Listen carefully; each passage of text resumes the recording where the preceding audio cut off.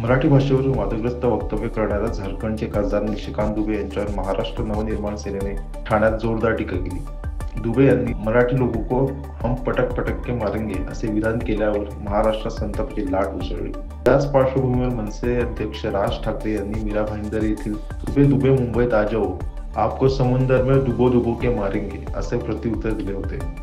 या वक्तव्याच्या अनुषंगाने ठाणे शहरातील नितीन कंपनी चौकात महाराष्ट्र नवनिर्माण सेनेचे जनहित व विधी विभाग ठाणे शहर अध्यक्ष स्वप्नील महिंद्रकर तसेच मनसे पदाधिकाऱ्यांकडून एक भव्य व्यंग्यचित्र फलक लावण्यात आला. या फलकात दुबे यांना समुद्रात डुबवतानाचा प्रसंग चित्रित करण्यात आला असून त्यांच्या विधानाचा उपरोधिकपणे समाचार घेण्यात आलाय. फलकावर हिंदी सक्तीचा माज असाच ठेचला जाईल असं स्पष्ट लिहिण्यात आले असून यातून महाराष्ट्रात हिंदीची सक्ती करण्याच्या धोरणाचा विरोध करण्यात आलाय.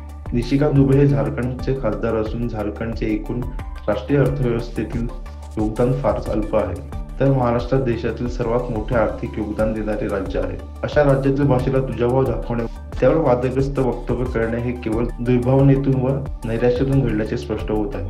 दुबे यांना महाराष्ट्रात भाषिक वाद पेटवायचा प्रयत्न करत असल्याची भावना नागरिकांमध्ये आहे. राज ठाकरे यांनी यापूर्वीही अनेक वेळा सर्वांनी मराठी शिकण्याचा व वापरण्याचा आग्रह धरला आहे. त्यांनी म्हटलं आहे की महाराष्ट्रात राहणाऱ्यांनी मराठी येणे आवश्यक असून मराठी भाषेचा मान राखणे हे प्रत्येकाचे कर्तव्य आहे. याशिवाय शालेय अभ्यासक्रमात इयत्ता 1ली ते 5वी पर्यंत हिंदी सक्ती नको अशी भूमिका देखील त्यांनी स्पष्ट केली होती. या मागणीच्या अनुषंगाने मनसेने सरकारवर दबाव आणत हिंदी सक्तीचा शासन निर्णय मागे घ्यायला भाग पाडले होते. दुबे यांच्या वक्तव्यामुळे पुन्हा एकदा महाराष्ट्रात भाषिक अस्मितेचा मुद्दा समोर आलाय. या प्रकरणामुळे मनसेच्या भूमिका आणि जनतेच्या भावना पुन्हा एकदा ठळकपणे समोर आल्या आहेत.